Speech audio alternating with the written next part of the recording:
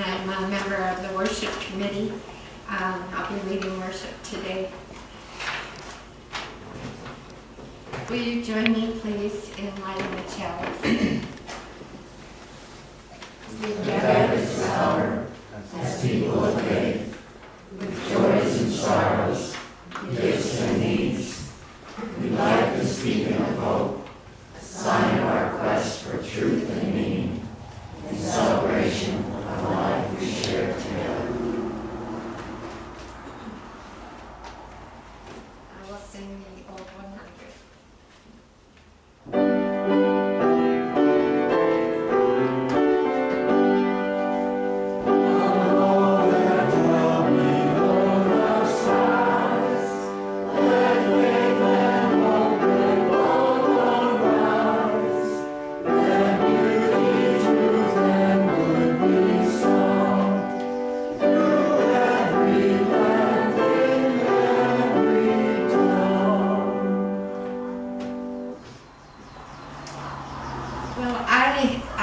Joined this church, I think 7 or 8 years ago, and I want to share with you one of the first things that I attended.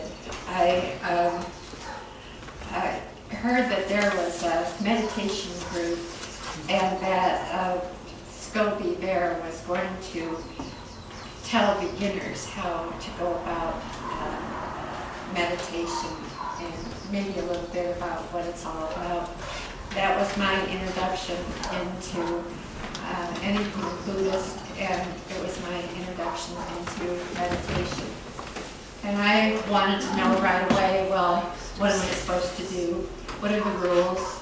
You know, how do I, what am I going to experience, and what's the purpose of this? And lots of questions, and I never got any answers. I just, go with it, and let's see where it takes you. Well, part of this, when we actually settled into a regular meditation time, we spent 45 minutes in silent meditation. And then after that time, that was a wonderful, quiet time. I have to say, I always felt a lot of energy in the room and appreciated just those 45 minutes.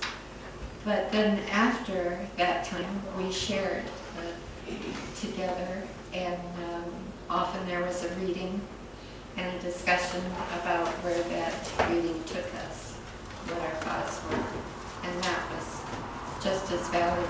One thing that I learned from that is that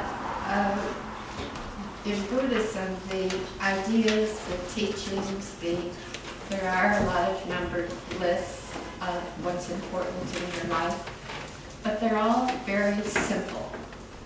They are big ideas stated in very simple ways, so that once you hear it, it takes a lot of thought and meditation to really absorb and internalize, I think, what the Buddha was teaching. I brought an example of that I'd like to share with you. This is from Karen Armstrong's book on the Buddha.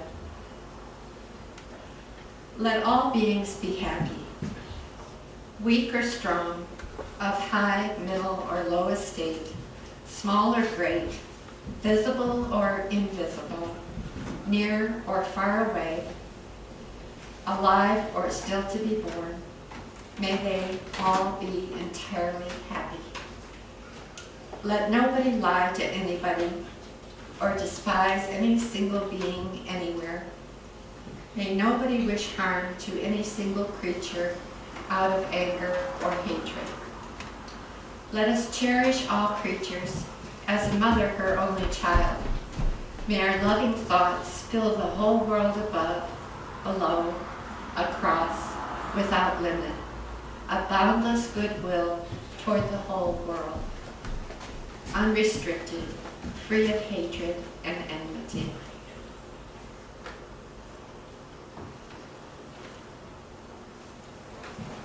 Beautiful thoughts that we will carry with us. And now, will you join me in the opening song? number 1 in our hymnal. I'd like you to look at your order of service and just think about the title of the sermon. And the title of the sermon is Making a Difference, Hope and Compassion. Not free from suffering, but making a difference, hope and compassion will make you free from suffering. We're at a time of change, and I'd just like to say this at the beginning. Friday we had our solstice, the beginning of summer. And today the UUA convention is ending up, and so we are making a difference, and that's the mantra of both those events. In January, at the monthly Friday evening Green Sanctuary movie and discussion, Kathy Keller asked me if I would share my optimism and talk about how average people are making a difference. Thinking about sharing those ideas, the focus of this morning's talk is making a difference, hope, and compassion. At that meeting, I expressed my positive view that as a society, we will overcome our non-sustainable environmental behavior that have continued to destroy our livability. I would like to share with you how I got that positive view. First, let me begin by a little bit of my memoir. As a child of the 50s, we were always encouraged to move forward. That we could achieve educational success was paramount in grammar school. I was encouraged to question, be the good old Socrates. However, when I questioned too much, I got into trouble in the Catholic grammar school. Yet I found questioning as important. The question is the answer was one of my mantras, and I did not know about you use them.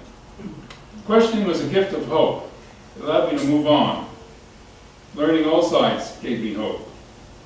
Hope is defined as to cherish a desire with expectation of attainment.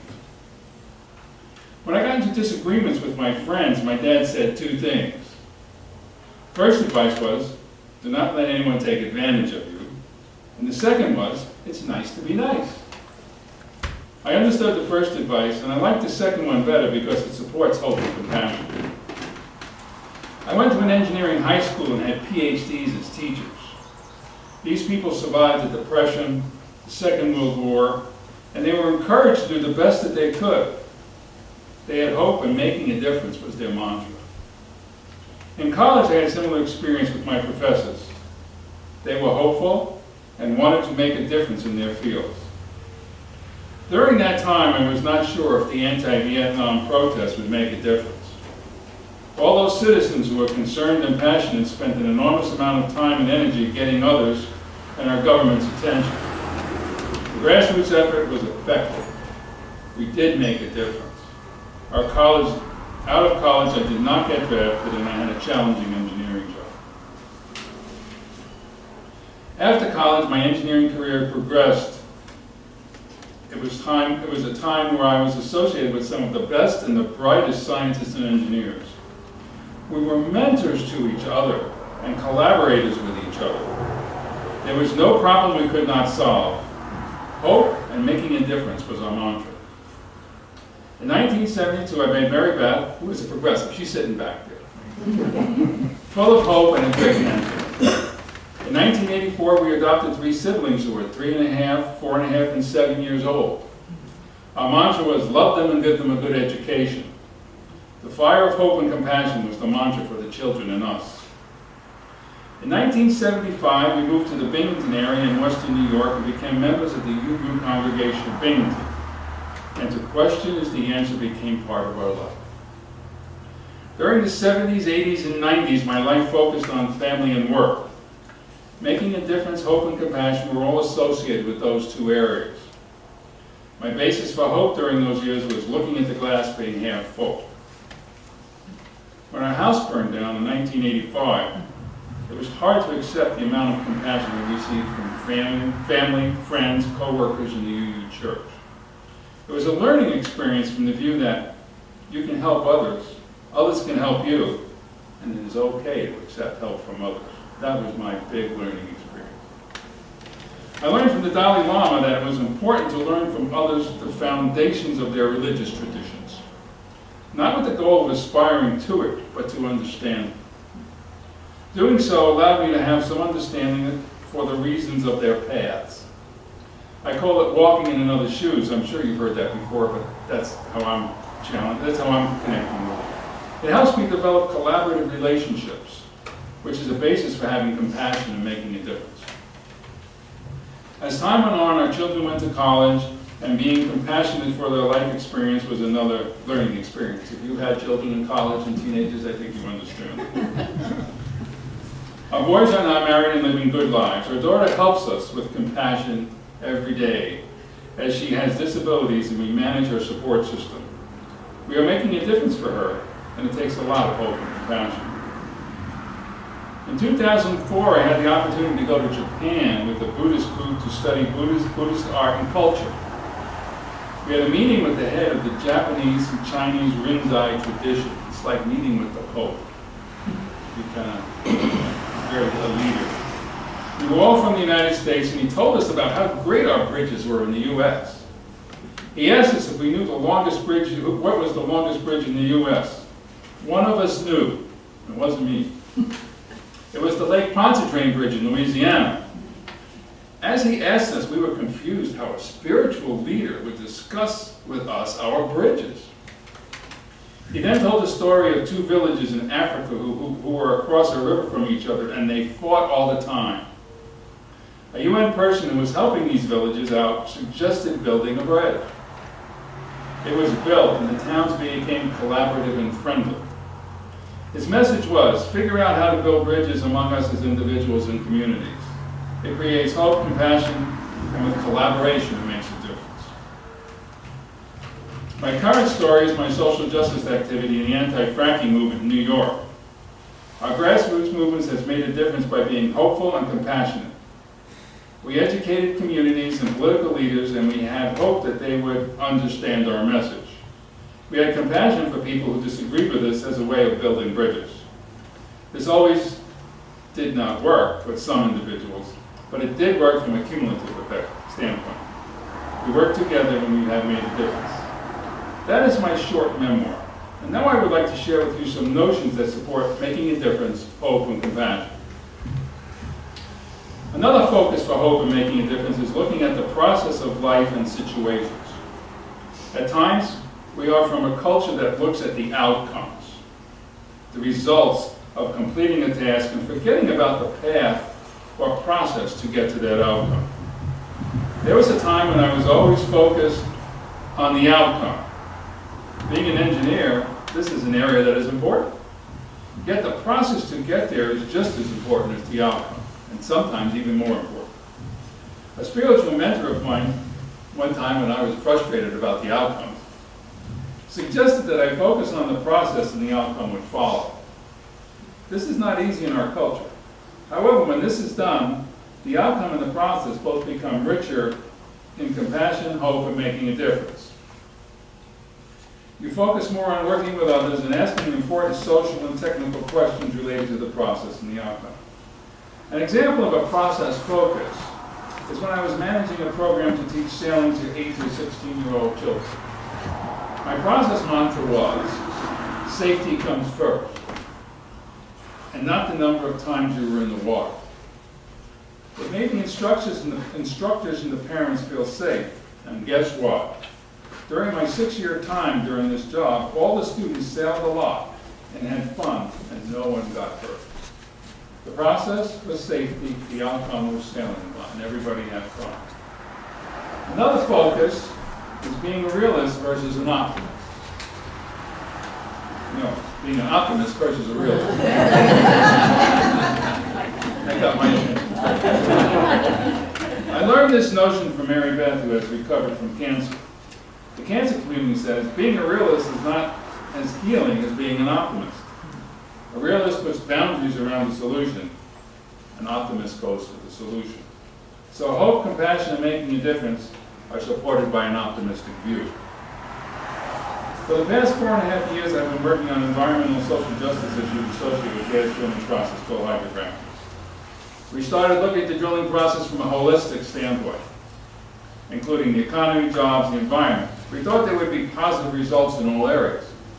Our process question was, what are the benefits to society? That statement evolved into, is it safe? which is evolving into what are the alternatives? What are the alternatives? Our activities included education and building bridges with constituents, town leaders, and national and state politicos. We worked on learning from industry where it was hard building bridges.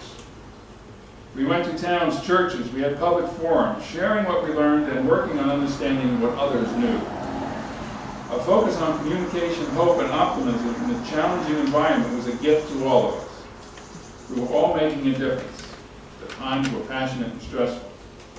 We were driven by our personal talents and applied them to our efforts.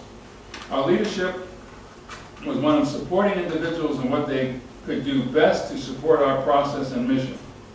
When some of us were frustrated at times, others supported with hope. The challenges to hope included the mantra of being realistic and staying in your box. For our movement, the box is included. We cannot challenge the state and local governments. We cannot challenge the large landowners. We cannot challenge the corporations, etc., etc. That was a realistic notion. Optimism says we can challenge any issue. Optimism says we can make a difference. We went after that in the box/paradigm, and our hope and passion began to be heard. Lack of information was a big wall to be climbed, so we started educating what we experienced and learned to the communities and local governments. We had hope that educating people would encourage them to educate others. Now I want to address the question: how can we as individuals and Unitarian Universalists make a difference, have hope and compassion? Making a difference is about change someplace. Change as an individual, change in family, change with friends, and change in community. We have all experienced some level of change in each of these areas.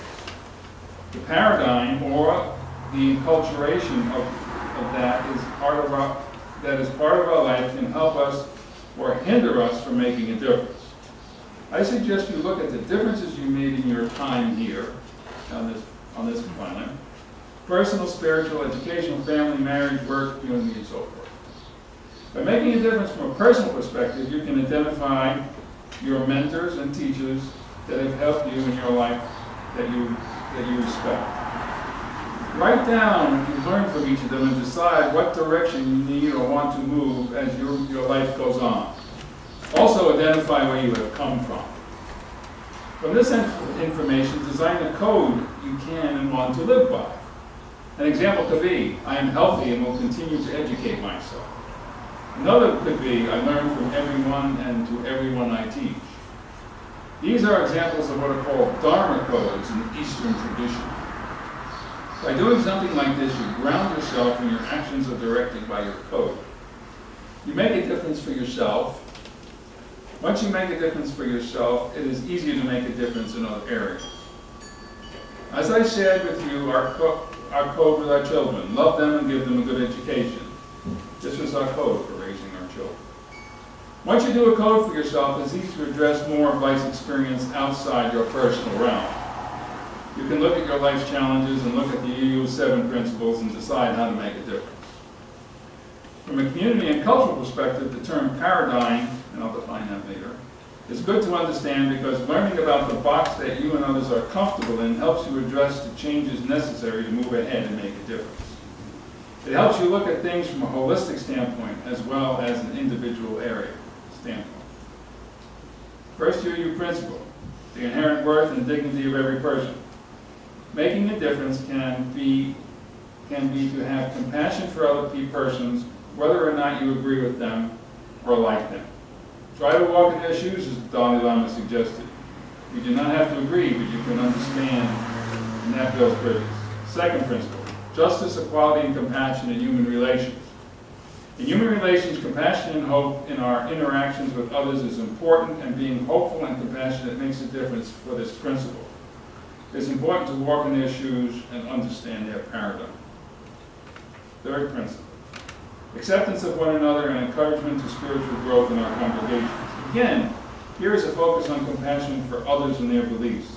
Spiritual growth, having acceptance and compassion for others and supporting their desires and hope. The fourth principle: a free and responsible search for truth and meaning. A great principle because it's about asking the question, And it is about hope, compassion, and making a difference for ourselves and others.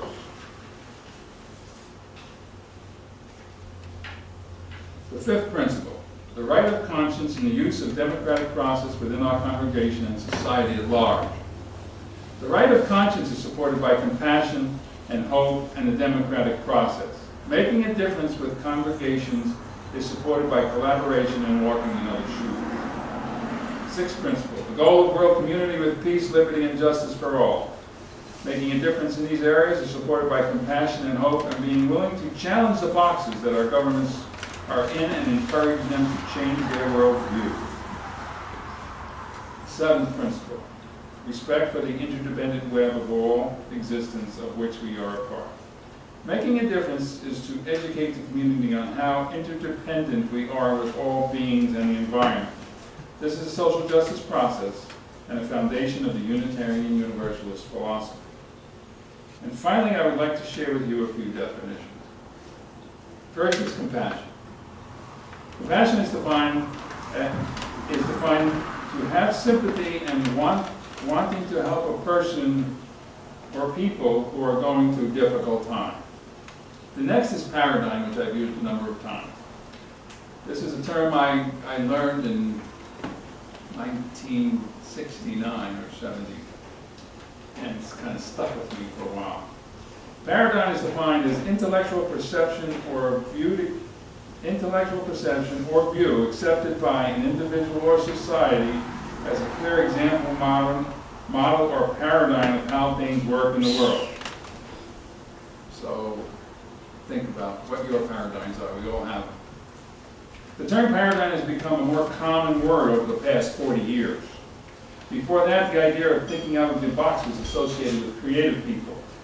Paradigm defines the box and is not solely focused on the scientific process.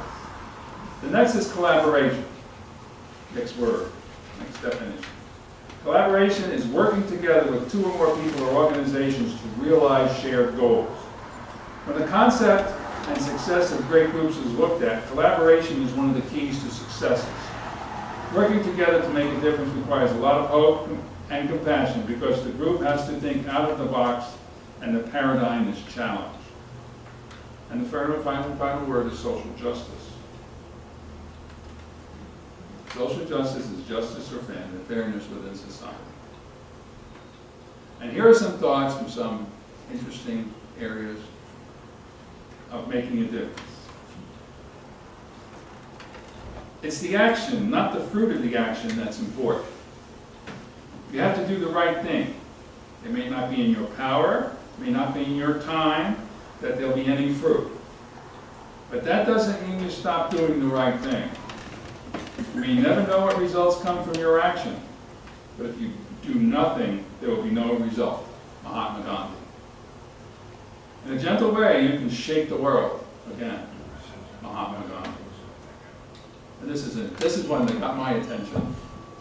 To him who is determined, it remains only to act. And it's an Italian proverb. It's my last name is Gamba. and finally, not finally, next to last, even if you are on the right track, you'll get run over if you just sit there. You'll run.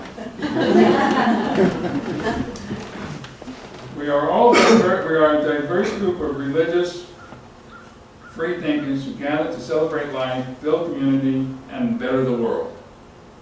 Wherever you are on your spiritual journey, you are likely to find fellow travelers in our church community. This is the Unitarian Universalist Church of Canandaigua. That's our message on our website. I have a closing reading I'd like to share. Closing reading from the Buddhist tradition. May all sentient beings be well and enjoy root of happiness, free from suffering and the root of suffering. May they not be separated from joy and sorrow. May they dwell in spacious equanimity, free from craving fear and ignorance. It's a Buddhist vow. And I wish you all peace and justice, and thanks for listening. Will you Little hold Native hands, American. please? And the wind has extinguished our flame.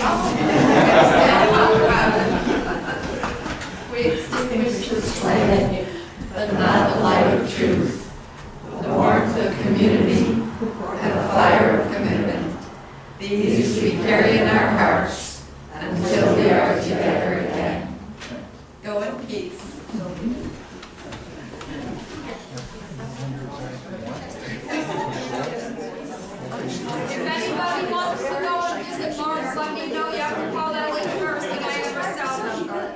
And Bob's gonna present in a couple of minutes about the plans.